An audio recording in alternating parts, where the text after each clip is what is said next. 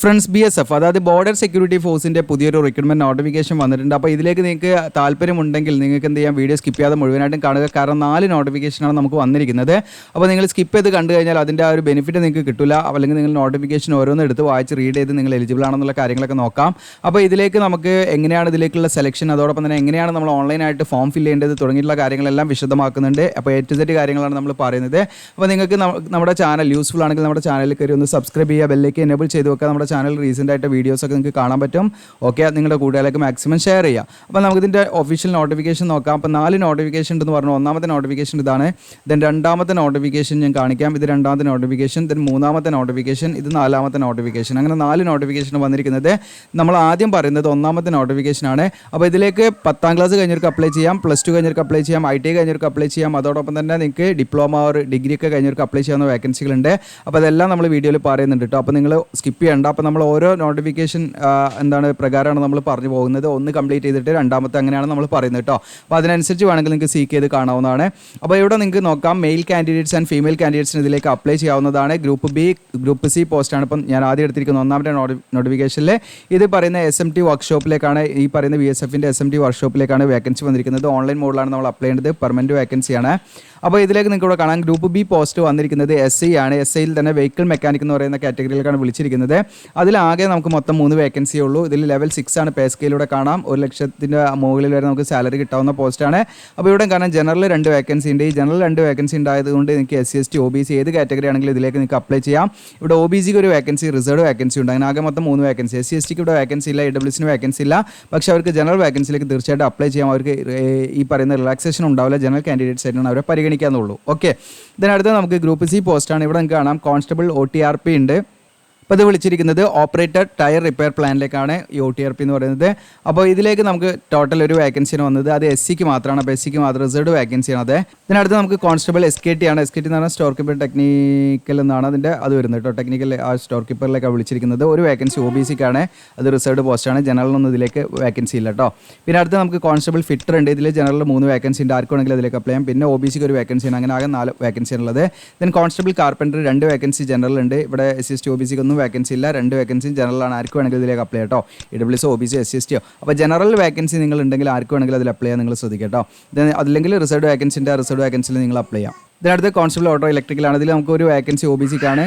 ഇതിനടുത്ത് constable vehicle മെക്കാനിക്കാണ്. ഇതിൽ നിങ്ങൾക്ക് 7 വേക്കൻസി ജനറൽ ഉണ്ട്, 4 വേക്കൻസി OBC ഉണ്ട്, 4 വേക്കൻസി SC ഉണ്ട്, 7 വേക്കൻസി ST ഉണ്ട്. അങ്ങനെ 22 വേക്കൻസി. ഇവിടെ AWSന് വേക്കൻസി ഇല്ല, അവർക്ക് ജനറൽ വേക്കൻസിയിലേക്ക് അപ്ലൈ ചെയ്യാം. ഇതിനടുത്ത് കോൺസ്റ്റബിൾ BSTS ആണ്. ഇതിൽ 1 വേക്കൻസി ജനറൽ, 1 വേക്കൻസി SC, അങ്ങനെ 2 വേക്കൻസിയാണ്. ദെൻ കോൺസ്റ്റബിൾ അപ്പോസ്റ്റർ ആണ്. ഇതിൽ നിങ്ങൾക്ക് 1 വേക്കൻസി OBC ആണ്, 1 വേക്കൻസി ആകെ 1 വേക്കൻസി ഉള്ളൂ അതിലുള്ളത്. അങ്ങനെ ആകെ മൊത്തം 34 വേക്കൻസിയാണ് വിളിച്ചിരിക്കുന്നത് കേട്ടോ. അപ്പോൾ ഇത് ലെവൽ 3 ആണ്. 21,200 മുതൽ 63,100 ആണ് ഇതിൻ്റെ ആ പേ സ്കെയിൽ വരുന്നത്. അപ്പം ഇതിലേക്കുള്ള മറ്റു എഡ്യൂക്കേഷൻ ക്വാളിഫിക്കേഷൻ കാര്യങ്ങളാണ് നമ്മൾ നോക്കുന്നത്. ഇതിലേക്കുള്ള എഡ്യൂക്കേഷൻ ക്വാളിഫിക്കേഷൻ SI വെഹിക്കിൾ മെക്കാനിക്കിലേക്ക് നിങ്ങൾക്ക് അപ്ലൈ ചെയ്യാൻ 3 വർഷത്തെ ഡിപ്ലോമ കഴിഞ്ഞിരിക്കുക, അല്ലെങ്കിൽ നിങ്ങൾക്ക് ഡിഗ്രി കഴിഞ്ഞിരിക്കുക എന്നുള്ളതാണ്. അത് ഈ പറയുന്ന ഓട്ടോമൊബൈൽ എഞ്ചിനീയറിംഗിലോ അല്ലെങ്കിൽ മെക്കാനിക്കൽ എഞ്ചിനീയറിംഗിലോ നിങ്ങൾ 3 ഇയർ ഡ്യൂറേഷനുള്ള ഡിപ്ലോമയോ അല്ലെങ്കിൽ ഡിഗ്രിയോ കഴിഞ്ഞവർക്ക് ഇതിലേക്ക് അപ്ലൈ ചെയ്യാം കേട്ടോ. അപ്പോൾ മെക്കാനിക്കൽ എഞ്ചിനീയറിംഗിലോ അല്ലെങ്കിൽ ഈ പറയുന്ന ഓട്ടോമൊബൈൽ എഞ്ചിനീയറിംഗിലോ 3 ഇയർ ഡ്യൂറേഷനുള്ള ഡിപ്ലോമയോ അല്ലെങ്കിൽ ഡിഗ്രിയോ ഉള്ളവർക്ക് ഫ്രഷേഴ്സ് ആയിട്ടുള്ള ഉദ്യോഗാർത്ഥികൾക്ക് ഇതിലേക്ക് അപ്ലൈ ചെയ്യാം. ഇനി കോൺസ്റ്റബിൾ ടെക്നിക്കൽ എന്ന് പറയുന്ന പോസ്റ്റ്, അതായത് കോൺസ്റ്റബിൾ ടെക്നിക്കൽ എന്ന് പറയുന്ന ഇത്രയും പോസ്റ്റ് കേട്ടോ, ഇവിടുന്ന് മുതൽ ഇത്രയും പോസ്റ്റ്, അതായത് ഈ പറയുന്ന 34 വേക്കൻസി, അതിലേക്ക് അപ്ലൈ ചെയ്യാനുള്ള ക്വാളിഫിക്കേഷനാണ് നമ്മൾ പറയുന്നത്. ഒന്ന് 10ാം ക്ലാസ് പാസ്സായിരിക്കുക എന്നുള്ളതാണ്. ഒന്ന് അതത് ട്രേഡ്, മുകളിൽ പറഞ്ഞിരിക്കുന്ന അതത് ട്രേഡുകളിൽ നിങ്ങൾക്ക് എന്താണ് ഈ പറഞ്ഞിരിക്കുന്ന ട്രേഡുമായി ബന്ധപ്പെട്ട് നിങ്ങൾക്ക് ITI കഴിഞ്ഞിരിക്കുക എന്നുള്ളതാണ് കേട്ടോ. അപ്പോൾ ഈ പറയുന്ന ട്രേഡുകളിൽ നിങ്ങൾ ITI കഴിഞ്ഞിട്ടുണ്ടോ നിങ്ങൾ ചെക്ക് ചെയ്യുക. അങ്ങനെ ഉണ്ടെങ്കിൽ തീർച്ചയായിട്ടും നിങ്ങൾക്ക് അതിലേക്ക് അപ്ലൈ ചെയ്യാം. യാതൊരുവിധ എക്സ്പീരിയൻസോ കാര്യങ്ങളും വേണ്ട, ഫ്രഷേഴ്സിന് അപ്ലൈ ചെയ്യാം. ഇനി നിങ്ങൾക്ക് 10ാം ക്ലാസ്സും ഒരു 3 വർഷത്തെ എക്സ്പീരിയൻസ് ഉണ്ടെങ്കിലും നിങ്ങൾക്ക് എന്ത് ചെയ്യാം, ഈ പറയുന്ന മുകളിൽ പറഞ്ഞിരിക്കുന്ന ടെക്നിക്കൽ എന്ന് പറയുന്ന പോസ്റ്റിലേക്ക് അപ്ലൈ ചെയ്യാം. ITI വേണം നിർബന്ധമില്ല.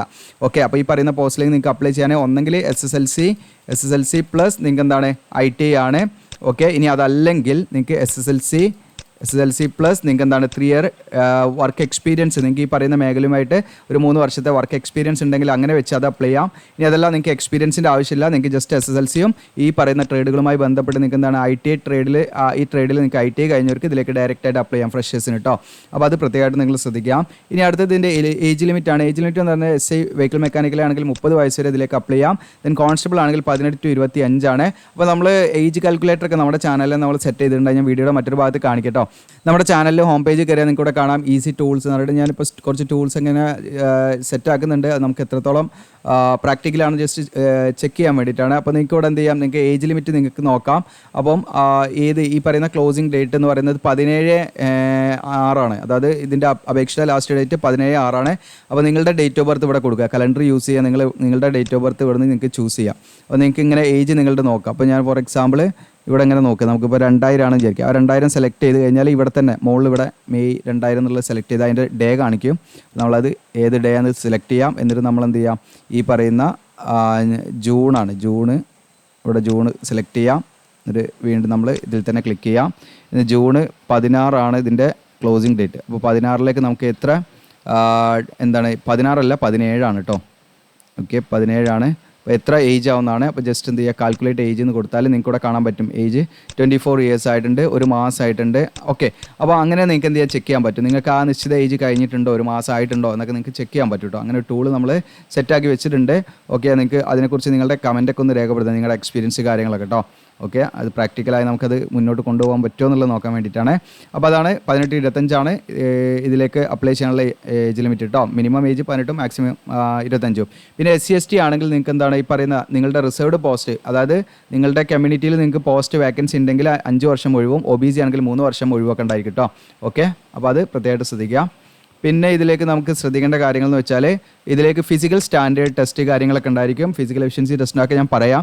അപ്പോൾ ഇതിലേക്ക് അപേക്ഷ നൽകാൻ നിശ്ചിതമുള്ള ഹൈറ്റ് വെയിറ്റ് ഒക്കെ വേണം. അപ്പോൾ ഹൈറ്റ് വേണ്ടത് മെയിൽ കാൻഡിഡേറ്റ്സ് ആണെങ്കിൽ 165 സെൻറ്റിമീറ്റർ വേണം, ഫീമെയിൽ ആണെങ്കിൽ 157 സെൻറ്റിമീറ്റർ മതി. ഈ പറയുന്ന ചെസ്റ്റ് ആണെങ്കിൽ മെയിൽ കാൻഡിഡേറ്റ്സിന് 75 സെൻറ്റിമീറ്റർ നോർമലും, എക്സ്പാൻഡഡ് കണ്ടീഷനിൽ 80 സെൻറ്റിമീറ്റർ വേണം, 5 സെൻറ്റിമീറ്റർ എക്സ്പാൻഷൻ വേണം.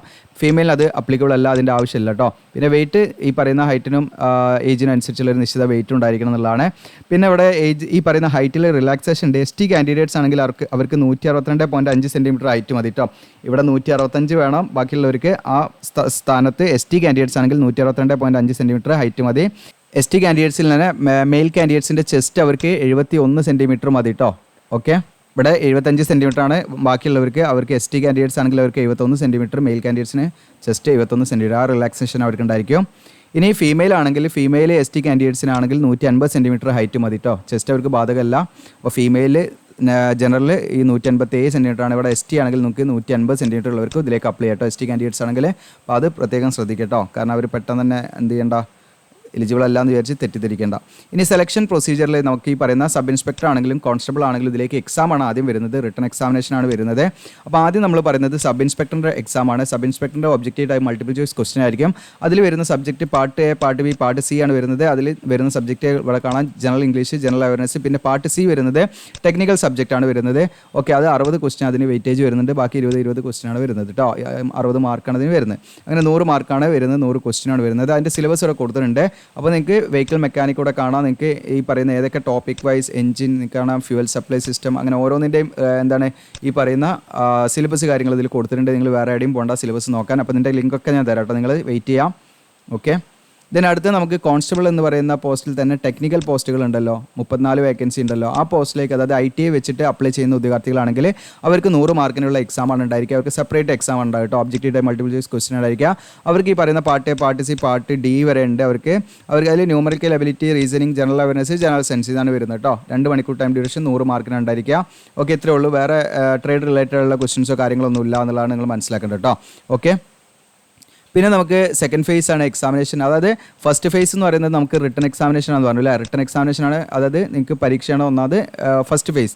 ഇനി ആ ഫസ്റ്റ് ഫേസിൽ നിങ്ങൾ, അതായത് റിട്ടൺ എക്സാമിനേഷനിൽ നിങ്ങൾ SI ആണെങ്കിലും നിങ്ങൾ ഈ പറയുന്ന കോൺസ്റ്റബിൾ എന്ന് പറയുന്ന പോസ്റ്റിലേക്ക് അപ്ലൈ ചെയ്തവരാണെങ്കിലും ഫസ്റ്റ് ഫേസിൽ നമ്മൾ റിട്ടൺ എക്സാമിനേഷനിൽ ക്വാളിഫൈ ചെയ്ത് കഴിഞ്ഞാൽ പിന്നെ സെക്കൻഡ് ഫേസിലേക്കാണ് നമ്മൾ അപ്പിയർ ചെയ്യുക. ആ സെക്കൻഡ് ഫേസിൽ നമുക്ക് ഫിസിക്കൽ സ്റ്റാൻഡേർഡ് ടെസ്റ്റ് ഉണ്ടാവും, ഫിസിക്കൽ എഫിഷ്യൻസി ടെസ്റ്റ് ഉണ്ടാവും, പിന്നെ ഡോക്യുമെൻറ്റ് വെരിഫിക്കേഷനും, പിന്നെ എന്താണ് പ്രാക്ടിക്കലോ ട്രേഡ് ടെസ്റ്റ് അല്ലെങ്കിൽ മെഡിക്കൽ എക്സാമിനേഷൻ കാര്യങ്ങളൊക്കെ ഉണ്ടായിരിക്കും കേട്ടോ. അതുപോലെ നമ്മൾ ക്വാളിഫൈ ചെയ്യണം. അപ്പോൾ ഫിസിക്കൽ സ്റ്റാൻഡേർഡ് ടെസ്റ്റ് ആണ് നമ്മൾ നിശ്ചിത ഹൈറ്റ് വെയിറ്റ് കാര്യങ്ങളൊക്കെ ഒന്ന് ചെക്ക് ചെയ്യും. അത് കഴിഞ്ഞിട്ട് നമുക്ക് ഫിസിക്കൽ എഫിഷ്യൻസി ടെസ്റ്റ് ഉണ്ടാവും. ഫിസിക്കൽ എഫിഷ്യൻസി ടെസ്റ്റ് ഈ പറയുന്ന എല്ലാ പോസ്റ്റിനും, അതായത് SI ആണെങ്കിലും കോൺസ്റ്റബിൾ ആണെങ്കിലും ഈ കോമൺ ടെസ്റ്റിലാണ് ഉണ്ടായിരിക്കുക. മെയിൽ കാൻഡിഡേറ്റ്സ് ആണെങ്കിൽ 3.2 കിലോമീറ്റർ 17 മിനിറ്റ് കൊണ്ട് ഓടിയെത്തണം. ഫീമെയിൽ ആണെങ്കിൽ 1.6 കിലോമീറ്റർ 9 മിനിറ്റ് കൊണ്ട് ഓടിയെത്തണം കേട്ടോ.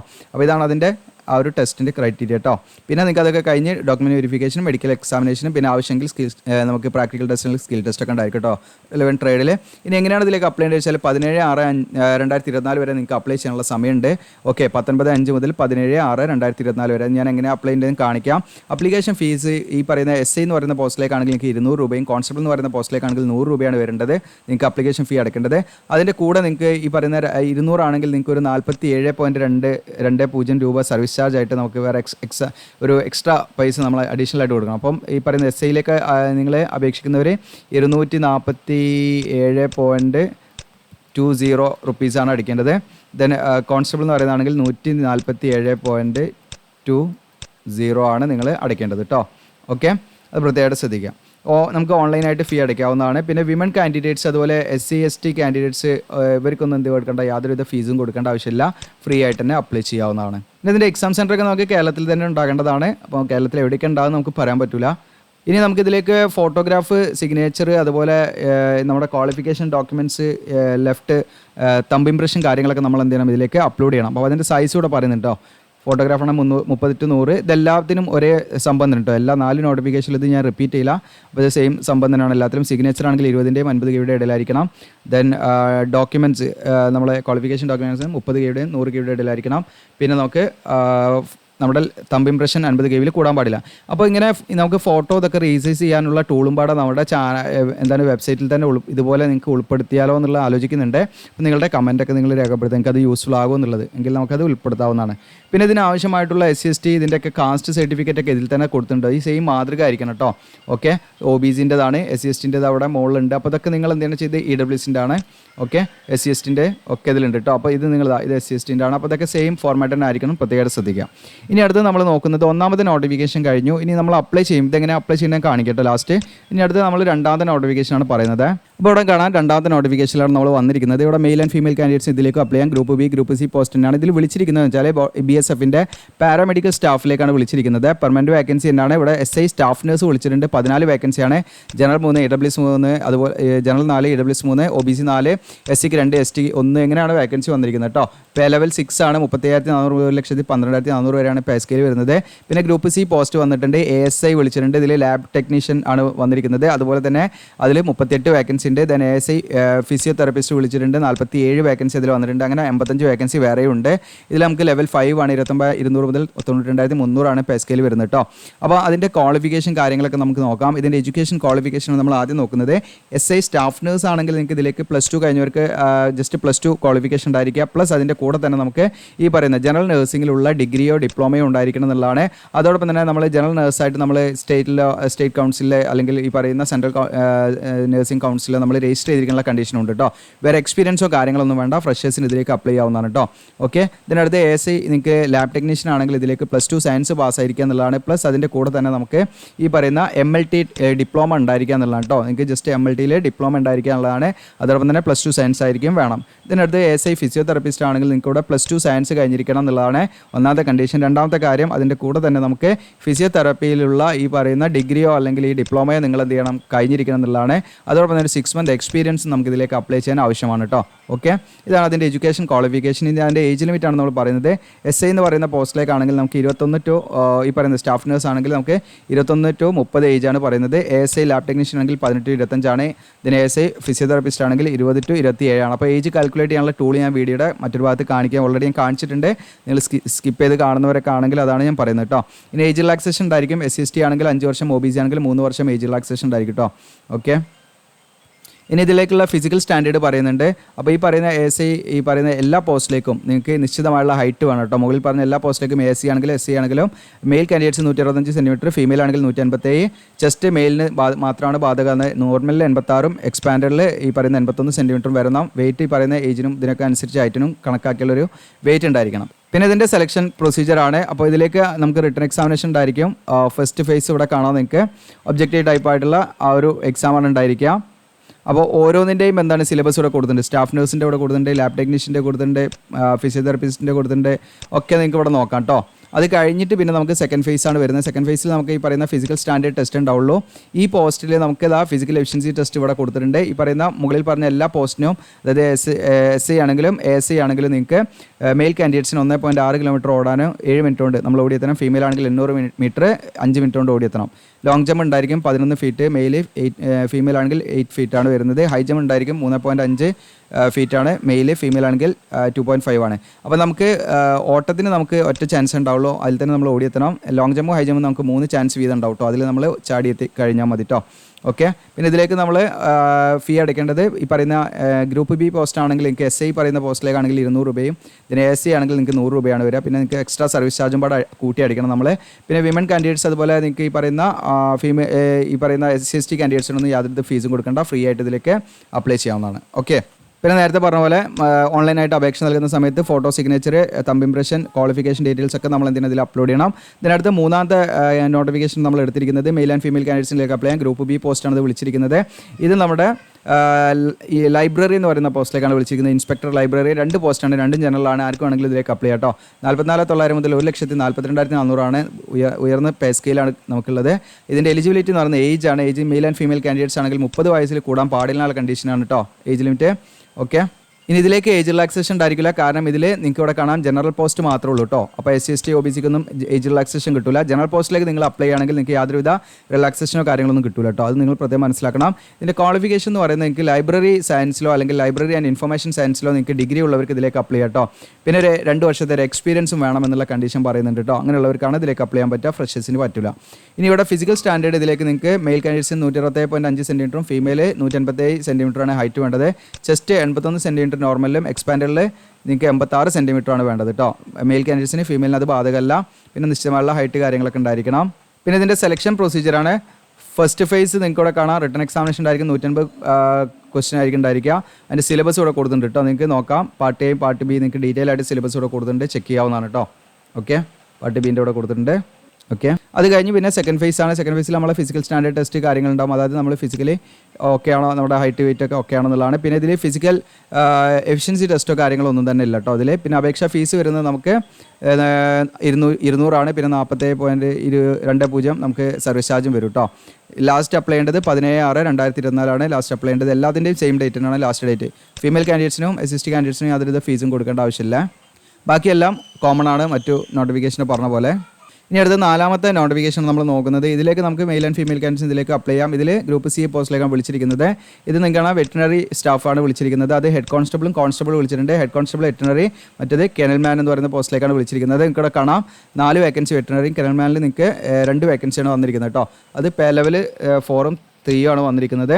ദെൻ ഇതിലേക്ക് നിങ്ങൾക്ക് അപ്ലൈ ചെയ്യാനുള്ള ക്വാളിഫിക്കേഷൻ നമുക്ക് നോക്കാം. ഇതിൽ നിങ്ങൾക്ക് കാണാം ഹെഡ് കോൺസ്റ്റബിൾ വെറ്റിനറി ആണെങ്കിൽ നിങ്ങൾക്ക് +2 പാസ്സായിരിക്കുക എന്നുള്ളതാണ്. അതോടൊപ്പം തന്നെ നിങ്ങൾക്ക് എന്താണ് 1 വർഷത്തെ ഡ്യൂറേഷനുള്ളൊരു വെറ്റിനറി സ്റ്റോക്ക് അസിസ്റ്റൻ്റ് എന്ന് പറയുന്ന കോഴ്സ് നിങ്ങൾ ചെയ്തിരിക്കണം, അങ്ങനെയുള്ളവർക്കാണ്. അതോടൊപ്പം തന്നെ നമുക്ക് 1 വർഷത്തെ എക്സ്പീരിയൻസും വേണം ഇതിലേക്ക് അപ്ലൈ ചെയ്യാം കേട്ടോ. ഇനി കെനൽമാൻ എന്ന് പറയുന്ന പോസ്റ്റിലേക്കാണെങ്കിൽ നിങ്ങൾക്ക് 10ാം ക്ലാസ് പാസ്സായിരിക്കണം. 2 വർഷത്തെ ഈ പറയുന്ന അനിമലുമായി ബന്ധപ്പെട്ട് നമ്മൾ ഹാൻഡിൽ ചെയ്തുള്ള എക്സ്പീരിയൻസ്, 2 വർഷത്തെ എക്സ്പീരിയൻസ് നിങ്ങൾക്ക് ഉണ്ടായിരിക്കണം, അങ്ങനെയുള്ളവർക്ക് അപ്ലൈ ചെയ്യാൻ പറ്റുള്ളൂ. ഇനി ഇതിൻ്റെ ഏജ് ലിമിറ്റ് എന്ന് പറയുന്നത് ഈ പറയുന്ന ഹെഡ് കോൺസ്റ്റബിൾ ആണെങ്കിൽ 18-25, കോൺസ്റ്റബിൾ ആണെങ്കിൽ 18-25, രണ്ടും സെയിം ആണ് ഏജ് ലിമിറ്റ് ഒക്കെ വരുന്നത്. പിന്നെ അതിൻ്റെ ഫിസിക്കൽ സ്റ്റാൻഡേർഡ് മെയിൽ കാൻഡിഡേറ്റ്സിന് 165, ഫീമെയിലിന് 150 സെൻറ്റിമീറ്റർ ഹൈറ്റ് വേണം. ചെസ്റ്റ് 76 സെൻറ്റിമീറ്റർ മെയിൽ കാൻഡിഡേറ്റ്സിന് നോർമൽ, 81 സെൻറ്റിമീറ്റർ എക്സ്പാൻഡഡ് കണ്ടീഷനിൽ വേണം. വെയിറ്റ് നിശ്ചിതമായുള്ള രീതിയിലുള്ള വെയിറ്റ് ഉണ്ടായിരിക്കണം കേട്ടോ. പിന്നെ ഇതിലേക്ക് നേരത്തെ പറഞ്ഞ പോലെ selection first phase written examination ആണ്. ഇതിലേക്ക് നിങ്ങൾക്ക് ഇവിടെ കാണാം ഹെഡ് കോൺസ്റ്റബിൾ ആണെങ്കിൽ അതിൻ്റെ സിലബസ് ഇവിടെ കൊടുത്തിട്ടുണ്ട്. പാർട്ട് 1ൻ്റെത് കോൺസ്റ്റബിളിൻ്റെ ഇവിടെ സെപ്പറേറ്റ് ആയിട്ട് കൊടുത്തിട്ടുണ്ട്, നിങ്ങൾക്ക് ചെക്ക് ചെയ്യാവുന്നതാണ് കേട്ടോ. പിന്നെ നിങ്ങൾക്ക് സെക്കൻഡ് ഫേസ് എക്സാമിനേഷൻ എന്ന് പറയുന്നത് നിങ്ങളുടെ physical efficiency test, physical standards test കാര്യങ്ങളൊക്കെ ആയിരിക്കും. അപ്പോൾ ഇവിടെ ഫിസിക്കൽ എഫിഷ്യൻസി ടെസ്റ്റോടെ കാണാൻ നിങ്ങൾക്ക് മെയിൽ 1.6 കിലോമീറ്റർ 7 മിനിറ്റ് കൊണ്ട് ഓടിയെത്തണം. ഫീമെയിൽ 800 മീറ്റർ 5 മിനിറ്റ് കൊണ്ട് ഓടിയെത്തണം. ലോങ് ജമ്പും ഹൈ ജമ്പും ഉണ്ടായിരിക്കും ഈ പറയുന്ന രീതിയിൽ കേട്ടോ. ഓക്കെ, അപ്പോൾ ഇത്രയാണ് നമുക്ക് ഇത് അപ്ലൈ ചെയ്യേണ്ട ലാസ്റ്റ് ഡേറ്റ് നിങ്ങൾക്ക് കാണാം 17/6. എല്ലാത്തിൻ്റെയും സെയിം ഡേറ്റ് ആണ്. ഓൺലൈനായിട്ട് നമ്മൾ അപ്ലൈ ചെയ്യുമ്പോൾ ഫീ അടയ്ക്കണം, 100 രൂപയാണ് ഇതിലേക്ക് വരുന്നത്. 47.20 സർവീസ് ചാർജും പാടെ 147.20 നമ്മൾ അടയ്ക്കേണ്ടത്. നമുക്ക് ഫീമെയിൽ കാൻഡിഡേറ്റ്സിനോ അതുപോലെ ഈ പറയുന്ന ST കാൻഡിഡേറ്റ്സിനോ ഇതിൽ യാതൊരുവിധ ഫീയും കൊടുക്കേണ്ട ആവശ്യമില്ല, ഫ്രീ ആയിട്ട് അപ്ലൈ ചെയ്യാം. ഓക്കെ, ആവശ്യമായിട്ടുള്ള മറ്റു ഡോക്യുമെൻറ്റ്സ് കാര്യങ്ങളൊക്കെ നമ്മൾ എന്ത് ചെയ്യണം, ഇതിലേക്ക് ഓൺലൈനായിട്ട് ഫില്ല് ചെയ്യുന്ന സമയത്ത് അപ്ലോഡ് ചെയ്യണം കേട്ടോ. ഓക്കെ, ഇപ്പോൾ നമ്മളെല്ലാ നോട്ടിഫിക്കേഷനും കാര്യങ്ങളൊക്കെ നമ്മൾ പറഞ്ഞു. അപ്പോൾ നമ്മുടെ ചാനൽ നിങ്ങൾക്ക് യൂസ്ഫുൾ ആണെങ്കിൽ നിങ്ങൾക്ക് സബ്സ്ക്രൈബ് ചെയ്യാൻ മറക്കരുത്. ഇനി നമ്മൾ പറയാൻ പോകുന്നത് എങ്ങനെയാണ് നമ്മൾ ഇതിലേക്ക് അപ്ലൈ ചെയ്യുന്നതെന്നാണ്. അപ്പോൾ നമ്മുടെ വീഡിയോയുടെ ഡിസ്ക്രിപ്ഷനിൽ ഞാൻ അപ്ലൈ നൗ എന്ന് പറഞ്ഞിട്ട് ലിങ്ക് തരും നിങ്ങൾക്ക്. ആ ലിങ്കിൽ നിങ്ങൾ ക്ലിക്ക് ചെയ്യുന്ന സമയത്ത് നിങ്ങൾ ഈ ഒരു പേജിലേക്കായിരിക്കും വരിക. BSF റിക്രൂട്ട്മെൻറ്റ് നോട്ടിഫിക്കേഷൻ എന്ന് പറഞ്ഞിട്ട് ഇവിടെ കാണാം നിങ്ങൾക്ക്. അതോടൊപ്പം തന്നെ നിങ്ങൾക്ക് ഇവിടെ മെനൂസിലൂടെ കാണാൻ പറ്റും നിങ്ങൾക്ക് റിസൾട്ട്, സ്റ്റഡി മെറ്റീരിയൽ, ഒക്കെ ഈസി ടൂൾ എന്ന് പറഞ്ഞിട്ട്. അപ്പോൾ ഈസി ടൂളിൽ പോയി കഴിഞ്ഞാൽ നിങ്ങൾക്ക് എന്ത് ചെയ്യാം, ജസ്റ്റ് ഞാൻ ക്ലിക്ക് ചെയ്ത് കാണിക്കാം. ഇതിൽ പോയി കഴിഞ്ഞാൽ നിങ്ങൾക്ക് നിങ്ങൾ എലിജിബിൾ ആണോ നോക്കാം. അപ്പോൾ ഡേറ്റ് ഓഫ് ബർത്ത് എന്നുള്ളിടത്ത് നിങ്ങളുടെ ഡേറ്റ് ഓഫ് ബർത്ത് ആണ് കൊടുക്കേണ്ടത്. ഈ കോളത്തിൽ ഏജ് അറ്റ് ദ ഡേറ്റ് എന്നുള്ളിടത്ത് നിങ്ങൾ എത്ര ഏജ് ആയി എന്ന് കണക്കാക്കാൻ വേണ്ടിയിട്ട് നമ്മൾ ഏത് ഡേറ്റിലേക്കാണ് നമ്മൾ നോക്കുന്നത്. അപ്പോൾ ഈ പറയുന്ന പോസ്റ്റിലേക്ക് അപ്ലൈ ആണെങ്കിൽ നമ്മൾ ഈ പോസ്റ്റിൻ്റെ ലാസ്റ്റ് ഡേറ്റ് നോക്കുക. ലാസ്റ്റ് ഡേറ്റ് എന്ന് പറയുന്നത് ക്ലോസിംഗ് ഡേറ്റ് നമുക്ക് 17/6 അപ്പോൾ ആ 17/6 നമ്മൾ എന്ത് ചെയ്യണം, ഇതിൽ നിന്ന് സെലക്ട് ചെയ്യണം. അപ്പോൾ ജൂണ് നിങ്ങൾക്കിവിടെ സെലക്ട് ചെയ്യാം. എന്നിട്ട് അവിടെ നമുക്ക് 17 അപ്പോൾ 17 നമ്മൾ സെലക്ട് ചെയ്യാം. 17/6 ക്ലോസിംഗ് ഡേറ്റ്. പിന്നെ നമ്മൾ ഇവിടെ നമ്മുടെ ഡേറ്റ് ഓഫ് ബർത്ത് ആണ് നമ്മൾ കൊടുക്കേണ്ടത്. ഇപ്പോൾ ഫോർ എക്സാമ്പിൾ ഞാൻ ഡേറ്റ് ഓഫ് ബർത്ത് 1997 കൊടുക്കുകയാണ്. ഒരു എക്സാമ്പിളാണ്, ഞാൻ വെറുതെ ഒരു ഇതിൽ കൊടുക്കുകയാണ്. അപ്പോൾ ഞാനിപ്പോൾ എനിക്ക് എത്ര ഏജ് ആയെന്ന് കണക്കാക്കണം. അപ്പോൾ കാൽക്കുലേറ്റ് ഏജ് എന്നുള്ളത് നിങ്ങൾ ക്ലിക്ക് ചെയ്താൽ നമുക്ക് ഇവിടെ ഏജ് കാണാൻ പറ്റും. 27 ഇയേഴ്സ് 1 മന്ത് 10 ഡേയ്സ് ആയി ആ ഡേറ്റിലേക്ക്. അപ്പോൾ നമ്മൾ എലിജിബിൾ ആണോ എന്നൊക്കെയുള്ള നിങ്ങൾക്ക് എന്ത് ചെയ്യാൻ പറ്റും, ചെക്ക് ചെയ്യാൻ പറ്റും അത് യൂസ് ചെയ്തിട്ട്. അതുകൊണ്ടാണ് ഞാൻ കാണിച്ചു തന്നത്. ഓക്കെ, ഇനി നമുക്ക് ഇവിടെ നോക്കാം. നിങ്ങൾക്ക് ഇതിന് ഈ പറയുന്ന BSF റിക്രൂട്ട്മെൻറ്റിൻ്റെ ഇമ്പോർട്ടൻറ്റ് കാര്യങ്ങളൊക്കെ ഞാൻ ഇവിടെ കൊടുത്തിട്ടുണ്ട്. അപ്പോൾ നിങ്ങൾക്ക് ജസ്റ്റ് വായിച്ച് നോക്കാം. അതിന് താഴോട്ട് ഇങ്ങനെ നീക്കി കഴിഞ്ഞാൽ നിങ്ങൾക്ക് ഇവിടെ കാണാൻ പറ്റും ഇമ്പോർട്ടൻറ്റ് ലിങ്ക്സ് ആണ് ഇവിടെ കാണാൻ പറ്റും. അപ്പോൾ ഇവിടെ കാണാൻ നോട്ടിഫിക്കേഷൻ എന്ന് പറഞ്ഞിട്ട് ലിങ്ക് 1, 2, 3, 4 നോട്ടിഫിക്കേഷൻ്റെ ഞാൻ ഓരോ ലിങ്ക് വൈസ് ആയിട്ട് കൊടുത്തിട്ടുണ്ട്. നിങ്ങൾക്ക് ഡൗൺലോഡ് ചെയ്ത് എടുക്കാവുന്നതാണ്. ഏറ്റവും താഴെ ഇവിടെ കാണാം അപ്ലൈ നൗ എന്നുള്ള ബട്ടൺ കാണാം. ക്ലിക്ക് ചെയ്ത് കൊടുക്കാം. പിന്നെ നമ്മുടെ സ്റ്റഡി മെറ്റീരിയൽസിലും ക്ലിക്ക് ചെയ്താൽ നിങ്ങൾക്ക് ഈ പറയുന്ന റെയിൽവേയുടെ അതുപോലെ ISRൻ്റെ ഇതിൻ്റെയൊക്കെ previous year question paper with സൊല്യൂഷനൊക്കെ കൂടെയുള്ള ഒരുപാട് ക്വസ്റ്റ്യൻ പേപ്പറും കാര്യങ്ങളൊക്കെ PDF നിങ്ങൾക്ക് ഡൗൺലോഡ് ചെയ്യാൻ പറ്റും കേട്ടോ. അപ്പോൾ ഇവിടെ കാണാൻ നോട്ടിഫിക്കേഷൻ എന്നുള്ളത് നിങ്ങൾക്ക് നോട്ടിഫിക്കേഷൻ ഡൗൺലോഡ് ചെയ്യാം. ഇവിടെ അപ്ലൈ നൗ എന്നുള്ള ബട്ടണിൽ ഞാൻ ഇവിടെ ക്ലിക്ക് ചെയ്യുന്നുള്ള കൊടുക്കുകയാണ്. ക്ലിക്ക് ചെയ്യുന്നുള്ള കൊടുക്കുന്ന സമയത്ത് നിങ്ങൾക്ക് ഇവിടെ കാണാം നമ്മൾ ലോഗിൻ പേജിലേക്കാണ് വന്നിരിക്കുന്നത്. അപ്പോൾ നമ്മൾ ഓൾറെഡി ഇതിലെ അക്കൗണ്ട് ക്രിയേറ്റ് ചെയ്തതിന് നമുക്ക് ലോഗിൻ ചെയ്തിട്ട് എന്ത് ചെയ്യാം, ഇതിലേക്ക് അപ്ലൈ ചെയ്യാം. അപ്പോൾ ആദ്യം തന്നെ നമ്മൾ എന്ത് ചെയ്യണമെന്ന് വെച്ചാൽ ന്യൂ കാൻഡിഡേറ്റ്സ് നമുക്ക് ഇവിടെ കാണാൻ പറ്റും. അപ്പോൾ നമ്മൾ എന്ത് ചെയ്യണം, ഇവിടെ രജിസ്റ്റർ ചെയ്യുന്നുള്ള ആദ്യമായിട്ട് വരുന്നവരാണെങ്കിൽ രജിസ്റ്റർ ചെയ്യുന്നുള്ള ബട്ടൺ ക്ലിക്ക് ചെയ്യാം. രജിസ്റ്റർ ചെയ്യുന്നുള്ള ബട്ടൺ ക്ലിക്ക് ചെയ്യുമ്പോൾ നമുക്കൊരു ആപ്ലിക്കേഷൻ ഫോം ഇവിടെ ഓപ്പൺ അവിടെ കാണാൻ പറ്റും. നിങ്ങൾക്ക് പേഴ്സണൽ ഇൻഫർമേഷൻ എന്ന് ഇവിടെ നിങ്ങൾക്ക് കാണാൻ ഡീറ്റെയിൽസ് ഒക്കെ നമ്മൾ ഫില്ല് ചെയ്യാം. ഓക്കെ, ഇത് ഫില്ല് ചെയ്തിട്ട് നമ്മൾ എന്ത് ചെയ്യണമെന്ന് വെച്ചാൽ കാണിക്കാം. ഞാൻ അത് ഫില്ല് ചെയ്തിട്ട് പോയിട്ട് കാണിക്കാം കേട്ടോ. ഓരോന്നും ഫില്ല് ചെയ്തിട്ട് ഇങ്ങനെ കാണിക്കാം. അത് നമ്മൾ എന്ത് ചെയ്യുക, ജനറേറ്റ് OTP എന്ന് കൊടുക്കുമ്പോൾ നമ്മുടെ മൊബൈലിലേക്ക് ഇമെയിലേക്ക് OTP വരും. അങ്ങനെ നമ്മൾ ചെയ്ത് പോയിട്ട് എന്ത് ചെയ്യണം, address details, other details, qualification details, ഇതിങ്ങനെ നമ്മൾ ചെയ്ത് പോകണം. അപ്പോൾ നമ്മളിത് ചെയ്യുന്ന വീഡിയോ ചെയ്യണമെങ്കിൽ നിങ്ങൾ കമൻറ്റ് ചെയ്യുക. നാളെ തന്നെ നമ്മൾ ചെയ്യാം. നല്ല കമൻറ്റ് ഉണ്ടെങ്കിൽ നാളെ തന്നെ നമ്മൾ വീഡിയോ ചെയ്യാം. അപ്പോൾ നമ്മൾ വീഡിയോയുടെ ലെങ്ത്ത് കൂടേണ്ട ഇതുപാട് ചെയ്യുമ്പോൾ നമുക്ക് വീഡിയോയുടെ ലെങ്ത്ത് വളരെ കൂടും. അതുകൊണ്ടാണ് ഞാൻ സെപ്പറേറ്റ് ആയിട്ട് തന്നെ ചെയ്യാൻ വിചാരിച്ചത്. അപ്പോൾ നിങ്ങൾക്ക് താല്പര്യമുണ്ടെങ്കിൽ നിങ്ങൾ കമൻറ്റ് ചെയ്യുക. കൂടുതൽ കമൻറ്റ് ഉണ്ടെങ്കിൽ മാത്രമേ നമ്മൾ ചെയ്ത് കാണിക്കുകയുള്ളൂ. ഓക്കെ, ഇത് മാക്സിമം നിങ്ങൾ കൂടുതലൊക്കെ ഒന്ന് ഷെയർ ചെയ്യുക, സബ്സ്ക്രൈബ്, ലൈക്ക് ചെയ്യുക. Thank you.